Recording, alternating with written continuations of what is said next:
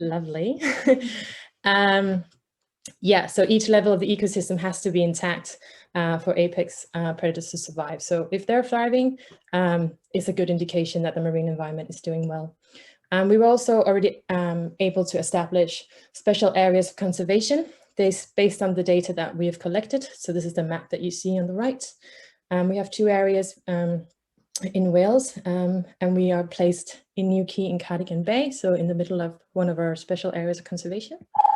Don't know why my computer keeps singing like a bird. Yeah, so we also heavily emphasize on involving the public in scientific monitoring. So basically, it's one big citizen science project. We get lots of sightings reported from the public, so therefore we heavily rely on their sightings and their engagement. We try to raise awareness and the understanding of marine mammals and the threats they face today. We also educate and inform and advise for better environmental protection of them.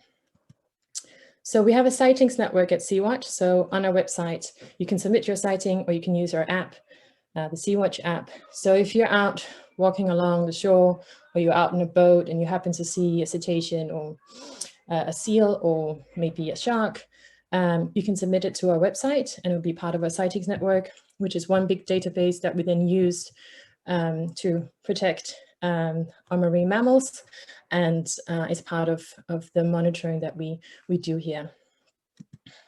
We also have a membership scheme. So from £50 a month, you can become a member, which include the quarterly Sea Watcher online magazine, the monthly Sea Watcher bulletin and sightings update, and every penny of your membership goes to the support of our vital work. So as you probably know, this is National Whale and Dolphin Watch Week. So from the 23rd to the 31st, we have more than 300 observers nationwide who are out there collecting data for us. And this sort of gives us a snapshot of the status of marine mammal abundance distribution nationwide. And we're able to compare that with the same period of last year, actually dating back to 2001, since that was the first year we've been doing this. So it gives us a very valuable snapshot of the trend and if there are any differences in abundance or distribution. And if you want to participate in that, you'll automatically also be entered to the Observer's Prize if you do it within these dates.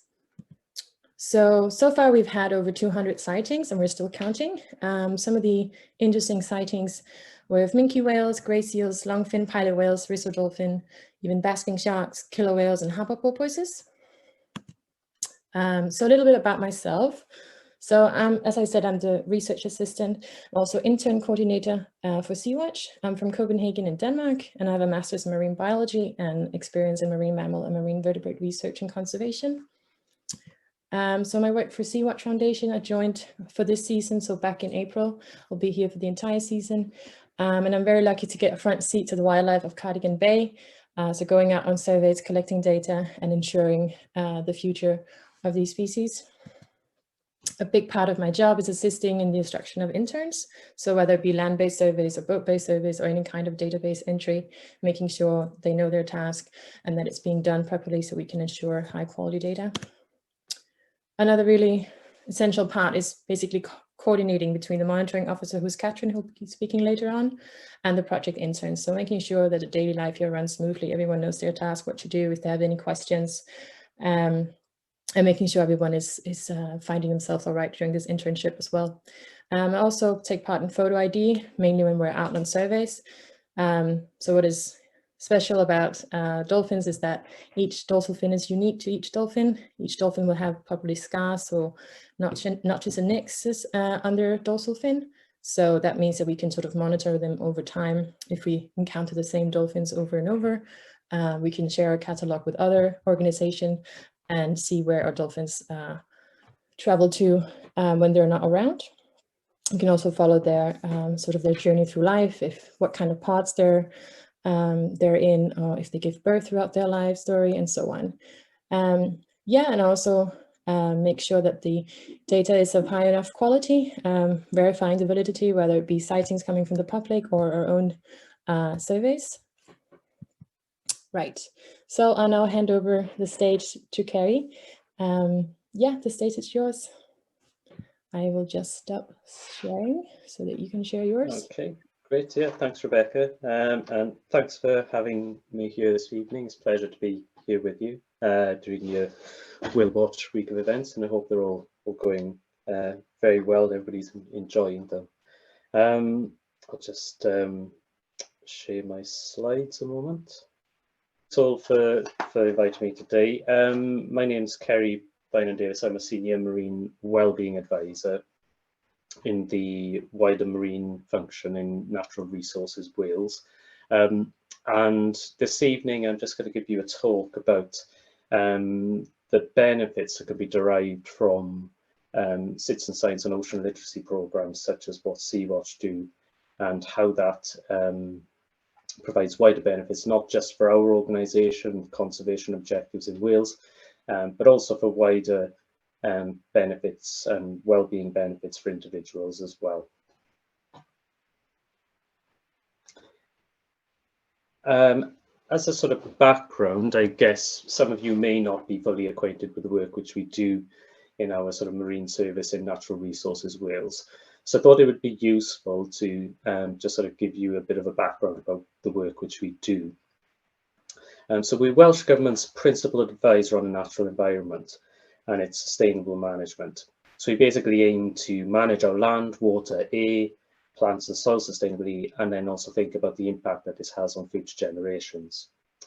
And the teams covering the marine service in the organisation cover a wide range of different areas, including providing strategic advice and evidence on marine and coastal ecosystems to inform the development of policy, plans and guidance, and also covering sort of various spheres within that, such as on marine mammals, on coastal habitats and species and the impacts of fisheries. We also provide advice on marine and coastal planning and policy, including on marine protected areas. And we also cover industries and planning regulations as well, and all the way through to our marine monitoring activities. And our work within the marine function is guided by what is called our marine area statement. And this sets out the key objectives and activities that we want to achieve in terms of our management of the marine environment across Wales, and also in collaboration with wider stakeholders and communities to try to aim to achieve that sustainable management. And there are three key thematic areas. One is on ensuring the resilience of marine ecosystems. The second is on supporting the uptake of nature-based solutions and adaptation at the coast. And the third is making the most of marine planning, which is work which tries to focus on ensuring that the development of planning and marine planning in Wales can accommodate the different needs of various users in the marine environment. And our work around so that you've got marine planning and resilience of marine ecosystems has a lot of overlap with the work which organisations such as Sea-Watch do. And our work around delivering resilient marine ecosystems and habitats is largely done through ensuring the effective management and favourable condition of the marine protected area network in Wales. And we do this through a variety of mechanisms, including work on the completion of the MPA network and restoration related programmes and activities. We use evidence and monitoring to understand the conditions of features and species within the marine protected area network. And we also communicate the key issues for resilience in Welsh waters to enable better collaborative action around meaningful activities and work to ensure sustainable marine fisheries, for example. And I thought it would be good here to, I've got a short video which I can show, which sort of encapsulates and tries to give a sort of broad overview of our work on the marine area statement and highlighting what we're doing. It's just a short 3-minute video which I'll show you, which my colleagues recently produced, and hopefully it'll give you a good flavour of the work which we're doing. Hopefully this will work. I tried to embed it into the slides, but we'll see now. That gave everyone a bit more of a better flavour now of what the kind of work we're doing in the marine area statement and at NRW. And sort of as mentioned today, the marine environment provides us with a wide range of services and benefits across all aspects of society and the economy. And as sort of mentioned in the video as well, going forward, the marine environment in Wales it's under pressure from a wide range of impacts, such as climate change, unsustainable human activities, and the introduction of non-native species. So if we want to try to continue to benefit from our marine ecosystems, it's crucial that we take sort of steps to maintain and enhance them. And our work in this area is sort of also linking to wider well-being issues. So we're trying to integrate all of the marine management work that we do with other socio-economic developments in the environmental sphere in Wales. So influencing, for example, public service boards, wellbeing assessment and plan development in Wales, and ensuring the cross linkages between the development of those and the work which we're doing. And we're also developing a new programme within NRW and our Marine Service around what's called Reconnecting People to the Sea. So that's going to have key elements around developing programmes around citizen science and ocean literacy, and making sure we can sort of advance those within a variety of ways in our programme.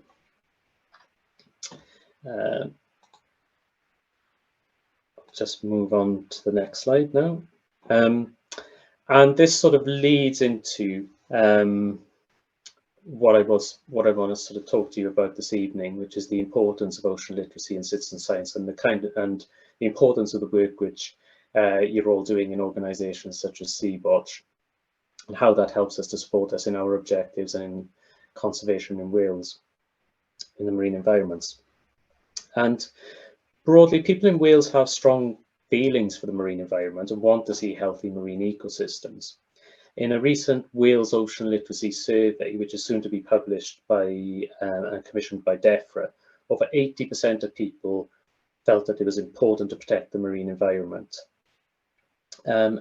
And it's becoming increasingly clear that behavioural change will be an important mechanism to address the nature and climate emergencies and some of the key challenges that are impacting, as I've mentioned, on marine and coastal environments in Wales, and thereby help to support us with our marine management objectives. And a particularly important aspect of that is getting good and accurate data and information on species, populations, and trends and behaviours of species and habitats going forward. And so ocean literacy programmes and citizen science programmes, such as the ones conducted by yourselves through Sea-Watch and the Whale Watch programme, they're unique platforms to help to achieve this.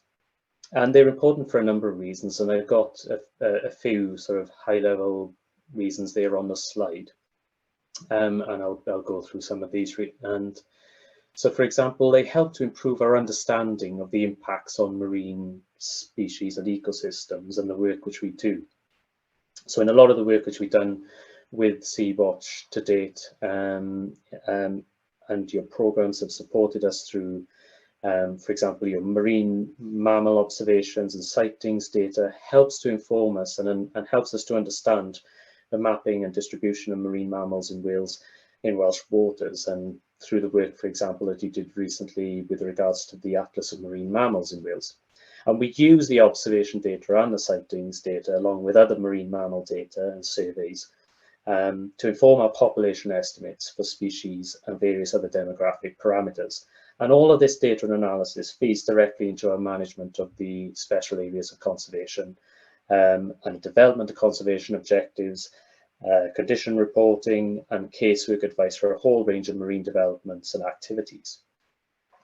And programs such as these can help to improve people's understanding and awareness of the benefits to their health of interacting with ocean environments, and to understand the impact of your individual and collective actions and behaviours on the ocean and its impact on you as well.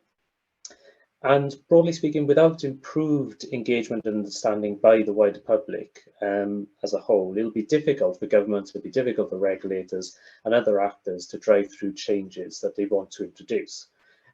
So increased participatory action by people in these sort of actions and improving understanding of the issues helps that sort of democratic process as well.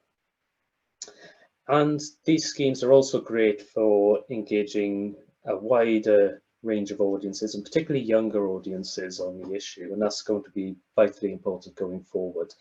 And this can bring associated benefits from sort of child to parent intergenerational learning as well. And encouraging sort of public participation and introducing new audiences to hands-on real life engagement and experience with these issues helps also to build ownership and social responsibility for the natural environment. And this can provide further opportunities and impetus, like I said, for environmental protection from those organisations involved with setting out the policy frameworks and legislative frameworks, for example. And in Natural Resources Wales as well, some colleagues of mine within the sort of health and education teams within the organisation have developed what's called a natural progression model, and to help explain that everybody has the potential to move step by step from being in and connecting with the natural environment to establishing lifelong positive environmental behaviours, which will encourage us to look after ourselves and the world around us. And it might not be totally clear on the slide because I know the text unfortunately is a bit small here, but there are three sort of components which they highlight around this. For example, you've got an initial emotional connection, for example, which once is established, once an individual is comfortable in and enjoys being in nature and begins to observe and experience the issues firsthand. Then there's a sort of cognitive component, which is the core of nature connectedness and sees us developing an understanding of the natural world and its multiple benefits. And then we begin to sort of start to understand our own impact and take a personal position on managing our natural resources now and in the future. And then the final and last step is the behavioural component, where an individual makes a commitment to protect the natural environment and then also influence others to take that action as well. And ideally, pro-environmental behaviours and linked pro-health behaviours will be sort of laid down early in life and in infancy. But these natural progression steps, they're applicable across age ranges, whatever stage of life a person is in. Ceri, I'm just double checking which slide you're on. I'm not sure it's following in the presentation. Which number of slides are you supposed to be on? I'm on the slide. It's got a natural progression diagram on it. Can you see that? What is the title of the slide? Marine area statement or no? No, it's it says okay. I think has it come up on the wrong slide? I just think you need to click it or like move forward. So maybe click the next one. Are you seeing that? I'm still seeing the marine area statement slide, which is the slide. Okay. Yeah, that's the right one. Natural progression. Okay. Yeah, so this is essentially the natural progression model which I've been talking about, and the sort of different stages involved with that sort of progression, from the sort of emotional to the cognitive, and then to the sort of firmer establishment of pro-environmental behaviours, essentially.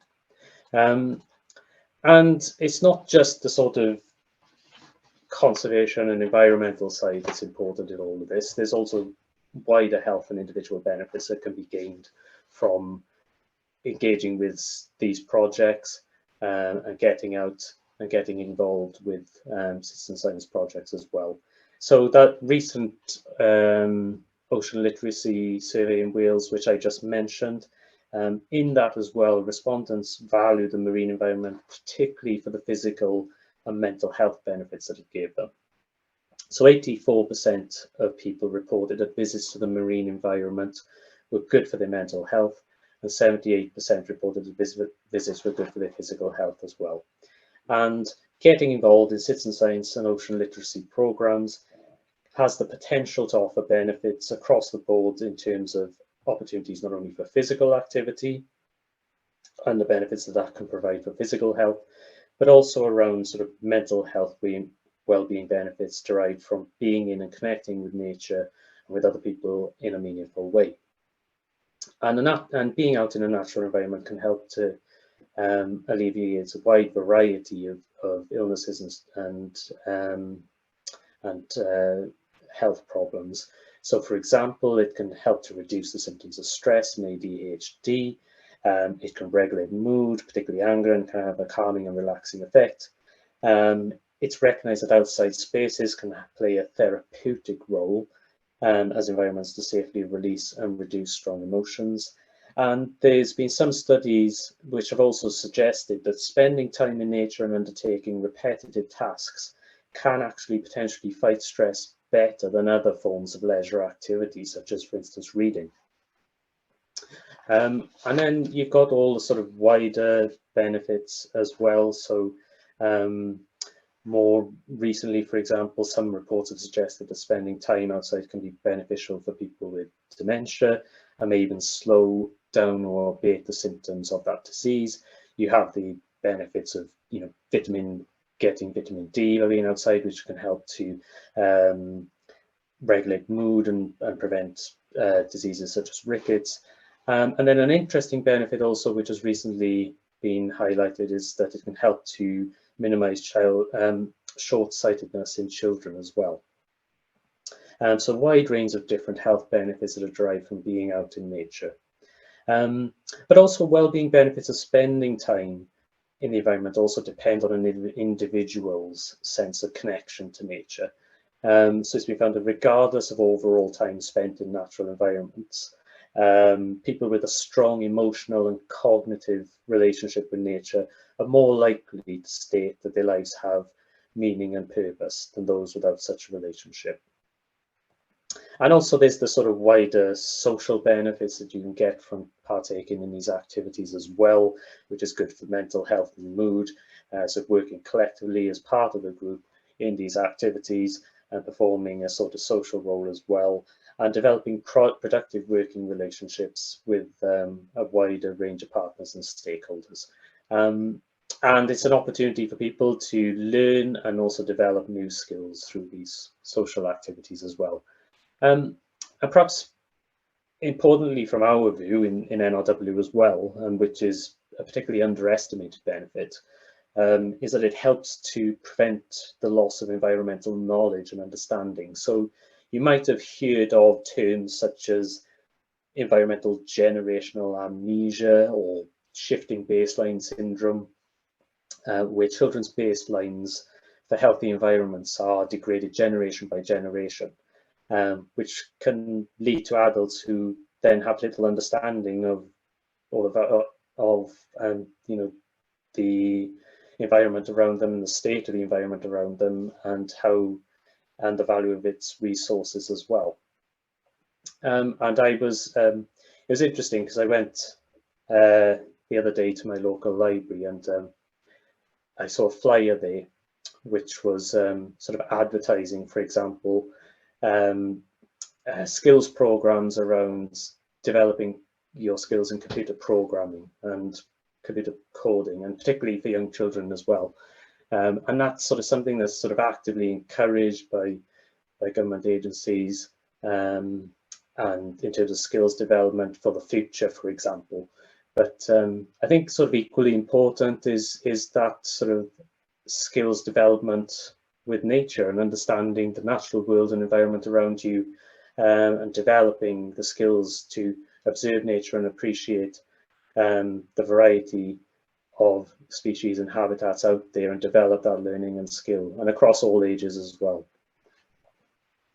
And just to finish off, just to sort of plug a current work program.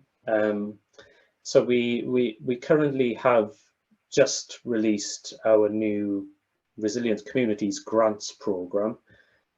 This was launched just over a week ago, and it's running until the 19th September. So if you're interested, get your applications for your projects in by that date.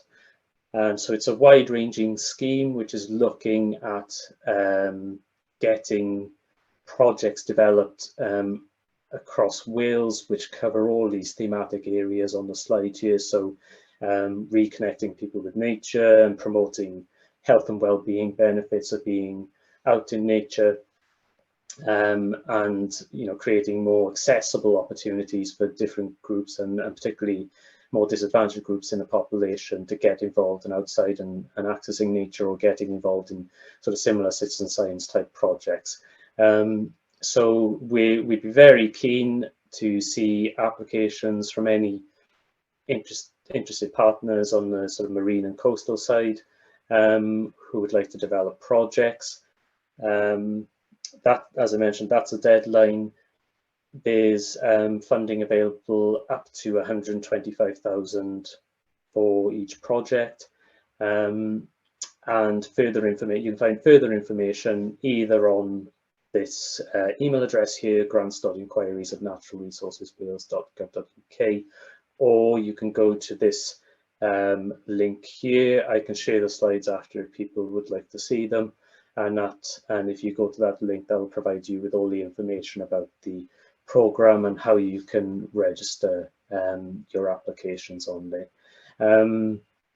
Yeah, hopefully that's been a useful summary of the work we do, and also just to sort of highlight all the benefits of getting involved out there in these citizen science and ocean literacy type programs, and what it can do for conservation and also wider benefits for people, communities and individuals in Wales.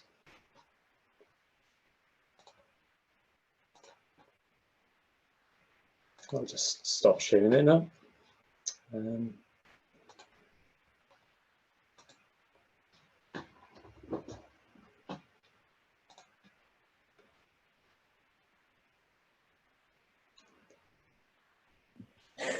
Thank you very much. That's my mic.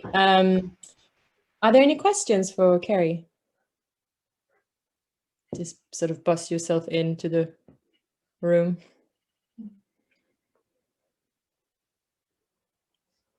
Last chance. So can I ask, do you then often go out and sort of practice your mental health by being out in nature and sort of, reconnecting? Yeah, on a personal level, I do. I enjoy being outdoors a lot. I don't live near the sea, unfortunately, but I do get out into the hills near me and some of the local forestry, particularly for walking and running and things, and a bit and cycling.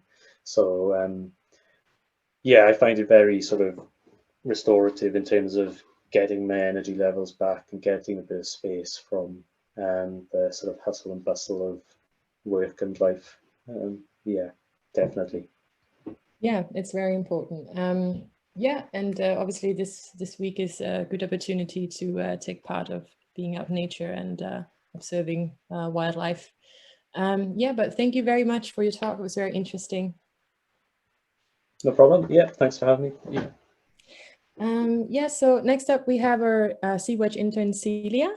So Celia, if you don't mind sharing your screen, and then we can begin. Yeah, I just...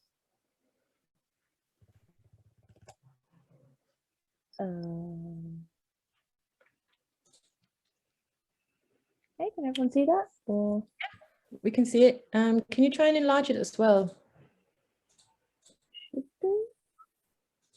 Yeah, perfect.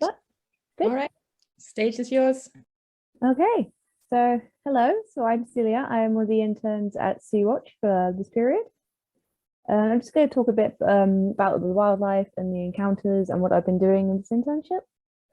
So Carling Bay is a really great place for like wildlife, and photography. So there's loads of birds, so gannets and loads of jellyfish. There's been quite a few nice blooms of moon jellyfish and codfish jellyfish at the minute. See them a lot on surveys. Great for rock falling as well. One of the things we do for public awareness is that we have Rockforce Safaris. So people can come out and just have a look and kind of we can tell them about the Sea Watch Foundation, what we do and bits like that. So that's from the one of them. And then here is really great place for marine mammals. So this is a harbour porpoise that we saw on survey. They're quite shy, so that we don't come very close to the boats, but it's still really cool to see them. And seals, of course. So there's a good population of Atlantic grey seals. One of the 2 species we get in the UK. They're quite curious, they'll pop their heads up. So they're one of the species that we record on boats as well. There's another picture from one of our Rockforce Safaris of some limpets. Another picture of a grey seal hauled out, just having a moment in the sun. Also really good for reptiles and other birds as well. So from the bottom corner, they have a good population of slow worms, common lizards, Manx shearwaters, so many Manx shearwaters out at the minute. Huge raft. We had a survey this morning, saw a massive raft of Manx shearwaters and dolphins foraging through the thing, which was absolutely incredible. So it's a really good place for wildlife. And talk about some of the things that I've been doing in the internship. So one thing is photo ID. So data recording, boat land entry and sightings. So I'll go into each one. So for photo ID, what we do is we take photos of the fin of the dolphins. So that is a taken photo on survey. This individual, I'll talk about her a bit later, but her name is Berry. So you can see on the markings, you can see on the markings of fin, and this is how we compare individuals, you know, kind of follow them along the lifestyle, their life cycle. You know, Berry's had 2 calves, so it kind of teaches us a lot about the individual dolphins and like where they're going, what they're doing, and who they're hanging out with. We also do a lot of data recording, which is also the thing of photo ID, but we also record the GPS signal and the kind of sea state and the wind directions and things like that. Just kind of monitor and kind of see, you know, when the dolphin's out, like what are the states that they like, and obviously like if it's a high sea state, it's a lot harder to see them, so we can like extrapolate that data and kind of sort it out so we can get a good idea of its distribution.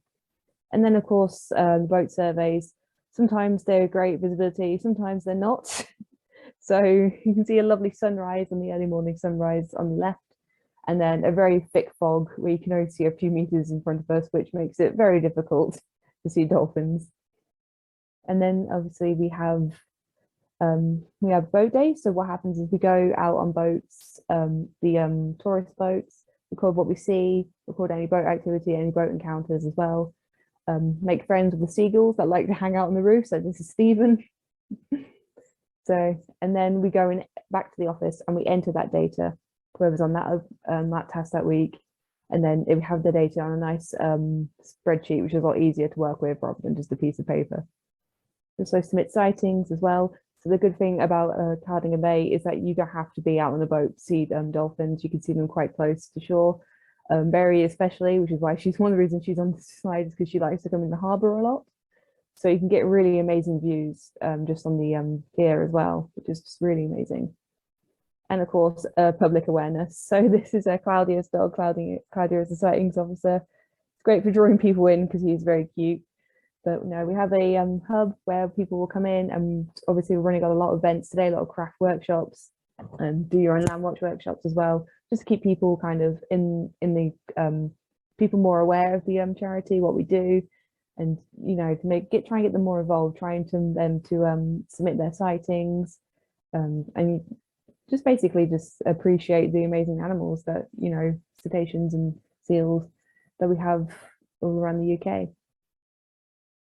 So I want to talk a bit more about the individual dolphins that got to know, because it was really all about them. So this is Frodo, very distinct kind of ragged middle section of the fin. He loves the boats, so usually he will come right up in Bar Road, kind of look at you and side by. He's a bit of a cheeky lad, really. He's only a youngster, about 8 years old, I think. And then Dumbledore. Dumbledore is one of the first dolphins I kind of got to know. Hangs around with Frodo. They're kind of best mates, and very, very sweet dolphin as well. Next we have Riptide. Riptide's quite famous here in Cardigan Bay because he has very distinct, very white fin, white nose. Like I said, it's quite an interesting character because he's believed to be male, but he hangs around with a lot of maternity pods. So he likes to babysit, which is quite interesting, really. Usually males live in bachelor pods and don't really, the females don't really want males around. They kind of kick them out once they get old enough. So it's quite interesting how they have if it is a male, that they are letting him hang around and babysit and everything. Berry, as I mentioned before, again, she's quite a character. She likes to stay in the harbour and feed. Usually she's one of the ones that's like, if you see a dolphin in the harbour, it's most likely Berry. There are a few individuals, but no, I got very attached to Berry. She's quite a character. And then we have Ghosts and Spirits. Spirit is the calf, Ghost is the mum. One of probably the most distinctive dolphin, Cardigan Bay. Two white marks, almost like eyes on the side of the fin, and obviously very white marked. So this is just kind of like what we do with photo ID. We get to know the individuals, get to know a bit about their personalities, their life, which, you know, is pretty cool. One of the things I want to talk about now is just some of the memorable encounters we've had on surveys. So some bits of behavior and stuff like this. So this is one. So this is one of our outer transects. So this is not just in the current day, but quite far out the edge, just out. We had this little calf that hung around the boat for, must have been maybe like over half an hour. And his mum and some of the other adult dolphins were out foraging. And it's just felt they had trusted us enough to leave their little baby around us, just kind of playing around the boat, kind of going round and round and round. The trust in that was just incredible, really was. A really cute little baby, very curious. But you know, he wasn't alone, there was a juvenile with them. So this guy, don't know who it is in the catalogue yet, but it's possibly the previous offspring of this one's the little one's mother. So this guy was also kind of accompanying, almost like babysitting, making sure the little one didn't get into too much trouble. But these guys were literally circling the boat for like hours, which, you know, for photo ID, try to take photos of dolphins. You think, oh, is that a new one? And it's no, it's the same one. That won't leave us alone. Very sweet. But there was so many barrel jellyfish, and there was quite a lot of interactions, quite of no true, like sometimes with the dolphins, they will hit the jellyfish and throw them out of the sea, and you just see this jellyfish go flying. Dolphins, everything in the ocean is either food or a toy. But unfortunately, we didn't see any jellyfish go flying that time, but there was quite a lot of interactions, quite a lot of pokes and squishes and into the tails, especially by the little baby. And then the adults decided to join us for a quick boat ride. And this is on the calf nursing off the mum as well. So we had about 5 dolphins just bow riding for us for quite a while. Like, they're really, very friendly, which was really great. It's a lot easier to take photos of the dolphins and record their behavior when they're actually interacting with the boat. So that was one of the most really incredible encounters. And then another one, this was quite recent. We went quite far out, and we were treated with Rizzo's dolphins, which are absolutely beautiful dolphins, and it was the first time for me seeing them, and it was really exciting. And there was a really sweet little calf as well that came to check us out. Usually Rizzos are a lot more shyer than bottlenose dolphins. They can tend to keep their distance, but we were quite lucky because they really didn't seem to mind us being around, and the calf was very curious as well. So absolutely incredible experience. And the bottlenoses did not disappoint either. We encountered a huge pod of maybe about 15, 20 individuals. Absolutely just love the boat. It's railroading again. We've got some great photos of them, and quite a lot of fins as well, which is what we're after. So amazing experience. And then the throwing salmons. So dolphins, when they eat the fish, what they have to do is they have to swallow it head first, because otherwise the scales will get stuck in their throat. So a lot of times when they catch a fish, quite especially with a big fish like salmon, you'll see them throwing it up in the air, trying to catch it the right way around to try and swallow it. And of course they do play with their food as well. We were quite treated to this mum. She was with a calf as well, just fishing. She held the fish for a really long time, and then we were treated to a nice hook in the air. And of course Frodo was there. Of course he was, interacting with the boat. And quite lucky, after we saw the dolphins, we saw a sunfish, which, you know, they're quite a rare sight in Cardigan Bay, but they do come in the summer. You do get in more increased numbers of them. They are very strange animals. They look like they shouldn't exist, to be honest. They're just a pancake of a fish flapping the ocean. And after we saw sunfish, we saw a small pod of dolphins. So hopefully they didn't see the sunfish, because I feel like they would have probably thought it was a new toy.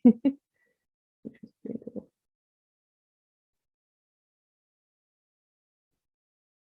And then I will talk about this one. So this guy here is got points for probably the coolest fin in Cardigan Bay. This is Sporticus. It's got a really jagged fin. And we were treated to a nice puddle of dolphins leaping right in front of us. Really, really, really active dolphins. There was this one dolphin that kept showing off, just jumping right in front of our boats. His friend decided to tell him off a bit. And they can be quite aggressive, bottlenose dolphins. They can be quite brutish. Obviously, the scars with the front fins, that's from fighting and interactions. They're very, they have good press release, dolphins. People think they're really cute, killing animals. They do have a darker side to them as well. And sometimes it can be quite interesting to kind of record that as well. And finally, there was, this was also quite recently, this was last week, I believe. We had a good congregation of young males, and probably like, obviously it's amazing when dolphins will come up to the boat and interact with you and you get to see them up close. But it's even more amazing when you can be in their presence and they're just continuing with what they do, because then you actually get to see them, you know, what they do in their life, the interactions they have with each other, the way they live, rather than just like on the boat, which is, if they are on the boat, it's great for photo ID, it's great for that, but to actually like see them in their behavior, it's really nice to just have them just completely ignore you. Nice. So the one closest to us is Brimstone, and the Frodo was also in here as well. And there was quite a lot of splashing around, a lot of showing off, a lot of interactions as well. There's Frodo again. And a lot of aggression as well. There was a lot of biting, a lot of playing, and also, as you can see there, a lot of biting, tail biting. What they do is sometimes two individuals are pushing one, kind of holding him under the water, kind of giving him a good telling off. It's quite interesting, kind of a dominance thing. May have been like maybe he had annoyed them and like they were trying to like assert their dominance, or maybe it's a new male that they're joining the pond that they're kind of initiating, or maybe, you know, maybe they didn't want him in the pond and they were just kind of trying to scare him off. But we don't really know what goes on in the lives of animals, but it is really cool to get like kind of just a view and try and guess what's going on, and kind of know we have so much more to learn about these amazing animals and how their society works and how they as individuals work. And a lot of spy hopping as well. They weren't completely disinterested in us. They did kind of go over for a look before continuing in their fiesta. Right, thank you very much. Thank you, Celia. So I have a question. Yeah. So what do you sort of aspire to be? I know it's a deep question, but what would be like your dream job, I suppose? So I really want to go into research. So just kind of behavioral research, acoustic research is kind of my main focus as well. Really fascinated with the sounds that they make and what those sounds mean, and trying to decipher it between the different behaviors. Okay. Does anyone else have a question for Celia? Nope. Oh, Katie does. Sorry. Katie has a question. What is the question, Katie? Can you tell us about your first killer whale? Oh, Katie wants to know about your first killer whale interactions, if you've had any. Oh yes, so I've had one killer whale interaction. So it was in 2016. We went on a, it was me and my mum, we went on a family holiday to Isle of Skye. I always wanted to go to like Shetland and see the killer whales, but my mum was like, that's too far, I don't want to drive that far, you know, we'll meet halfway, we'll go to Isle of Skye. I was like, well, there's killer whales very occasionally there, we might see one there. And my mum was like, no, we're not going to see a killer whale, dear, but it was fine. We'll go see dolphins instead, we'll go see dolphins. The first day we went to a place called Nice Point. It's one of the most westerly point on Isle of Skye. We're there for a few hours, and what would you know, a killer whale known as Jonko, quite famous killer whale, swam right past, which was absolutely incredible. It may have lasted less than a minute, but it was such an incredible encounter.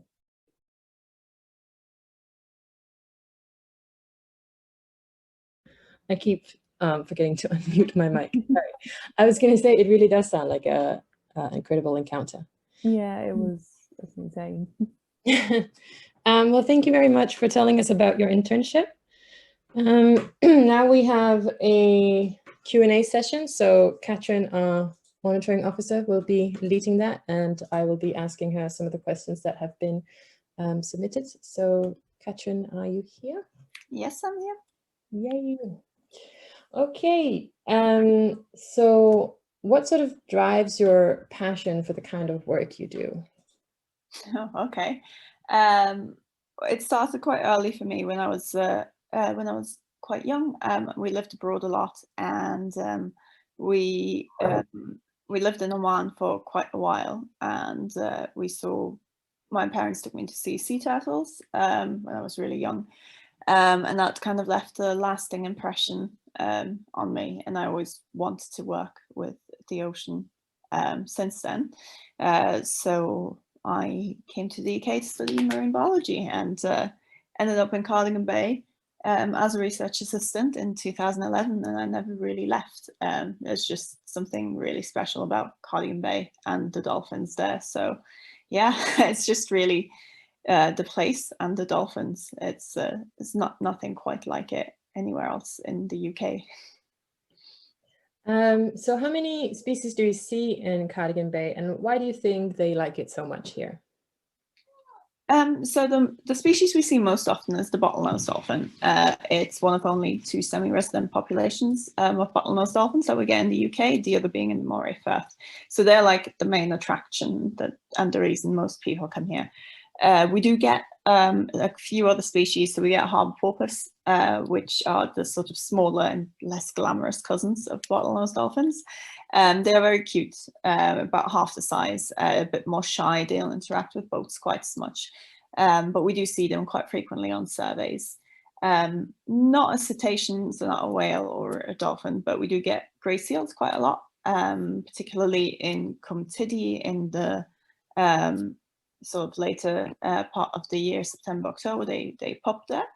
But then other cetaceans we get in Cardigan Bay. So we'd get Risso's dolphins, as Celia said. We had an encounter with Risso's dolphins earlier this month, which was incredible.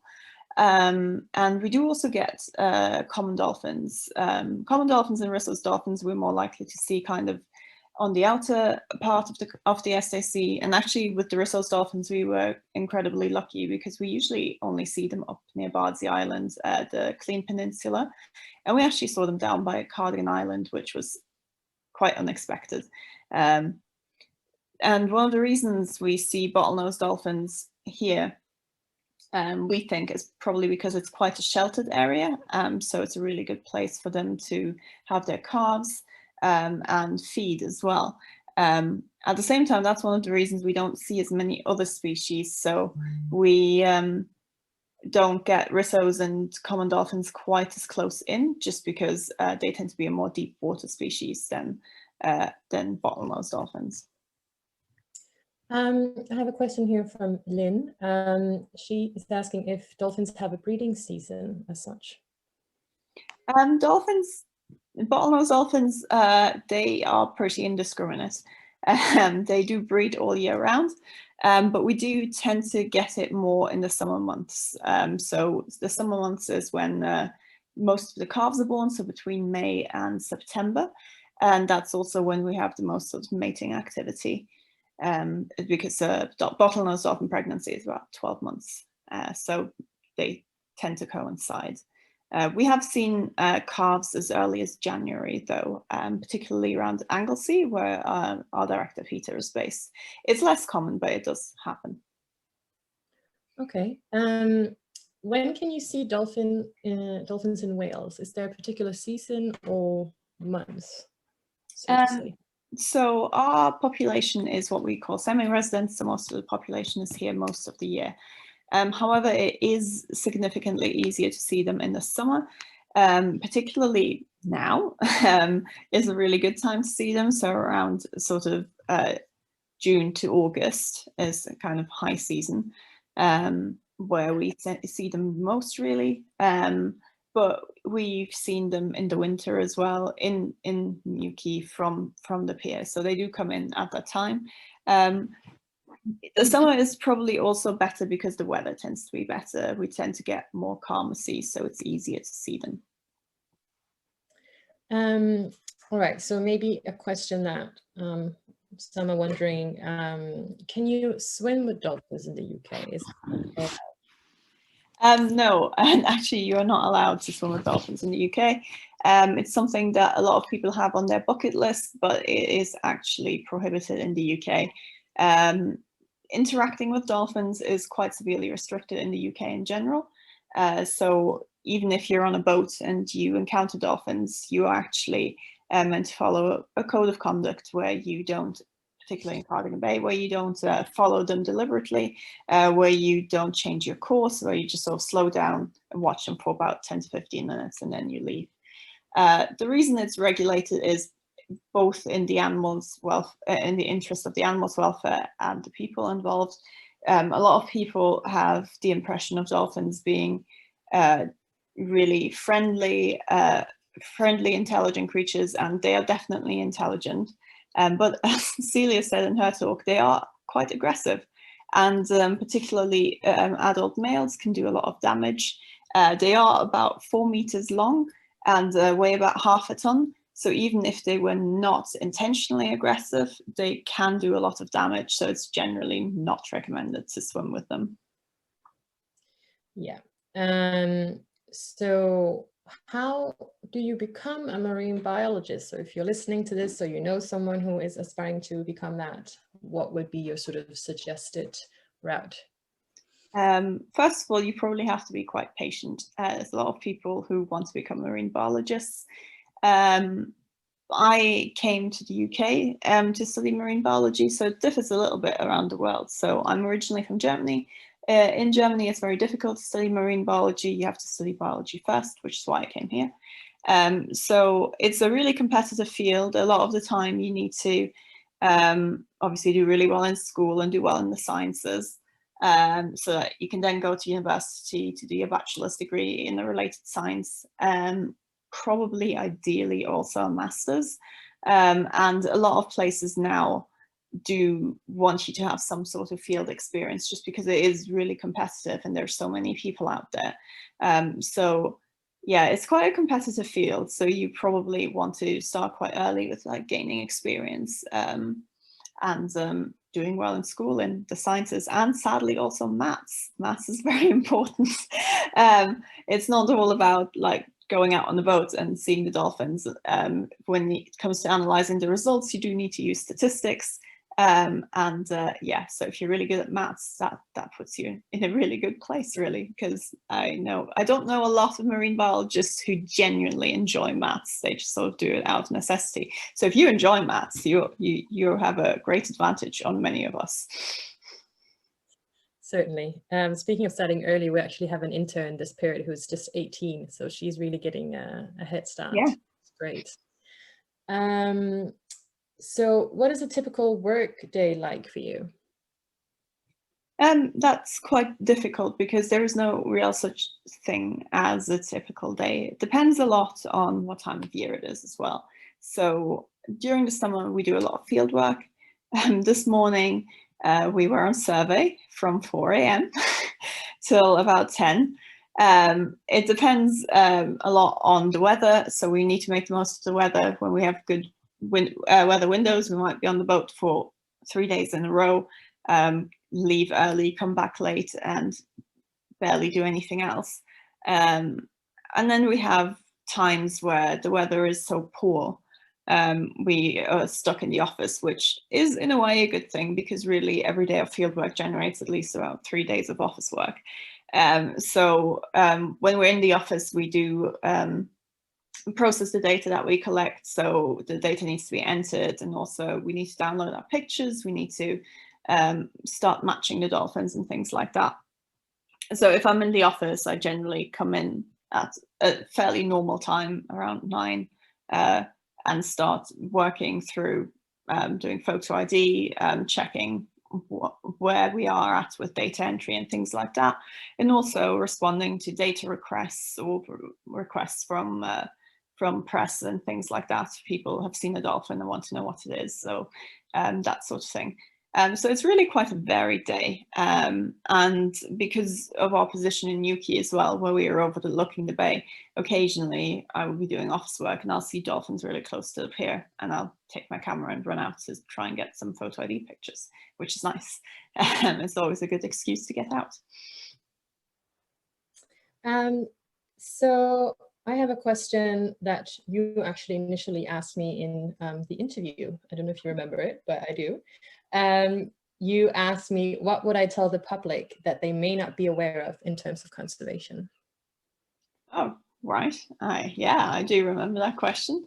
I've not thought about that in a while, but I think it's quite important to convey to the public just how important our impact on the world is, and how everyone can really make a difference. So it's about spreading awareness, and it's also about getting involved, for example, in things like National Whale and Dolphin Watch. So you don't need to necessarily be a scientist to try and make a difference.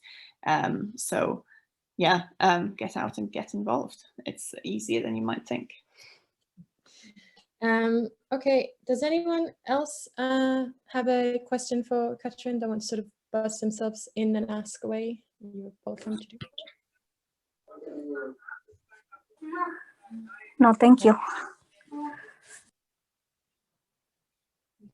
I don't know. Hello?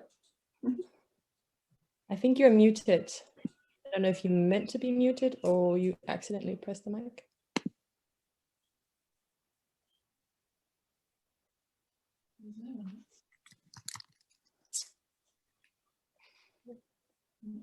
Is someone there? Oh, she says no thanks. All right. If there's anyone else that wants to ask a question for Katrin about Sea-Watch or about her work. Do you think, Katrin, over your time working in marine biology, that there's been any change amongst the wider public in terms of environmental awareness and consciousness and in changes in behaviours, or have you seen any discernible increase, for example? Or? I do think there has been a little bit of an increase in awareness of generally the concern about the environment. Like it's a lot more common to see like straw alternatives, so alternatives to plastic straws and things like that. I know there was even in Newquay since we've been here. So I started, as I said, in 2011, and now there's like a plastic-free Newquay initiative and things like that.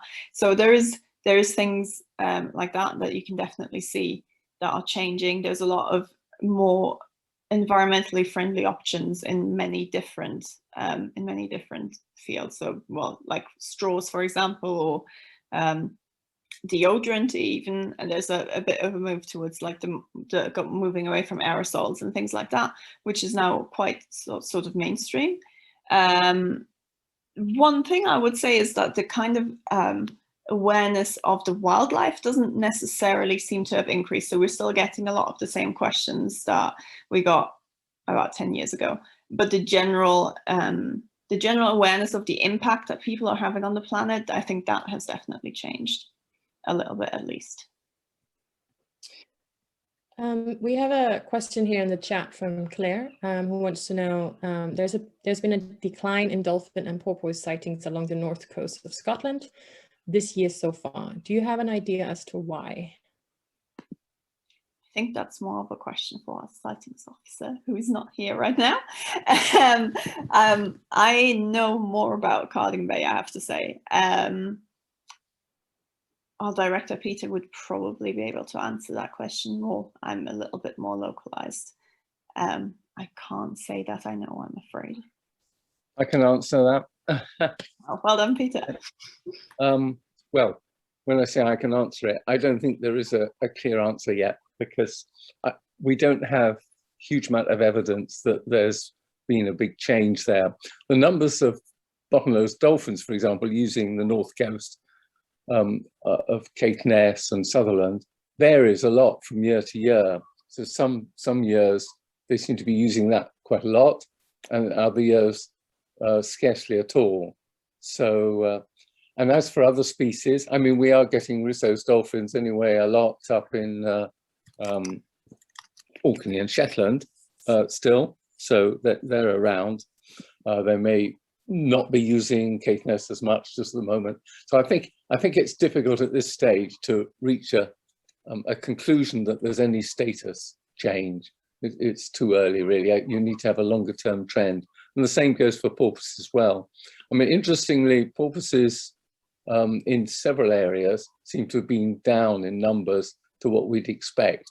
And that might relate to just the sort of climatic conditions we had this spring and summer, but may well change. You know, maybe they'll appear in bigger numbers just a bit later on in the season.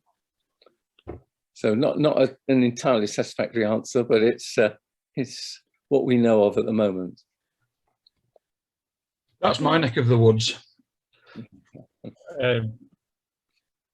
During the week round Orca Watch, we saw porpoise, bottlenose dolphins, killer whales at Fraserburgh, humpback whales and fin whales.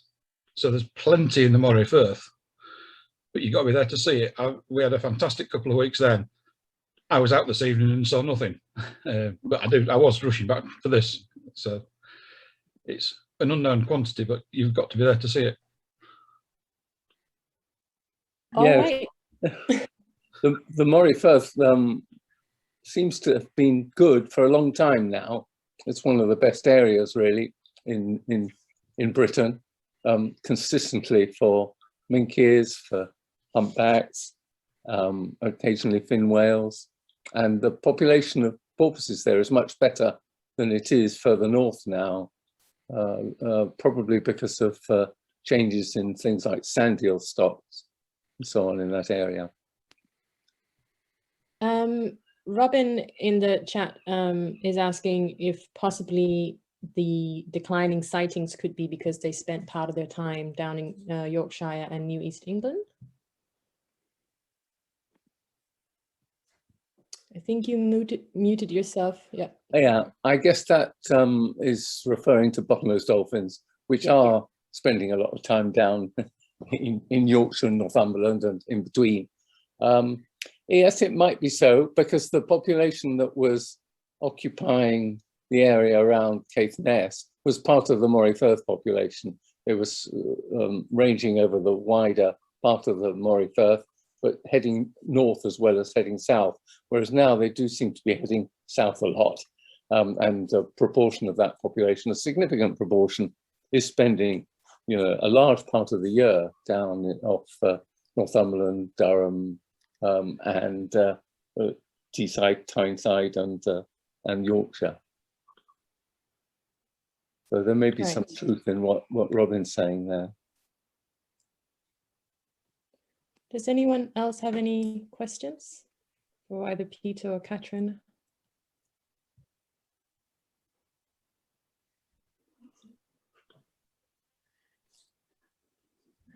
If not, then we will sum up. I will just try and share my screen again. I just need to know if this is, so we have some upcoming events because we still have a few days left for our National Whale and Dolphin Watch. So tomorrow we have a sunset cruise with our boat operator here in New Quay. If you're around New Quay, you're welcome to join. And Saturday we have a live music night. So yeah, we've had lots of events. If you're interested in supporting Sea-Watch, you can become a member, which you can find on our website. If you have any children or know any children in your family that would like to perhaps adopt a dolphin, that's also where you can support us. And these are real life dolphins that actually live around Cardigan Bay that we follow on a pretty regular basis. So yeah, thank you very much to all of our speakers. I hope it was interesting, and please get out there and submit some sightings.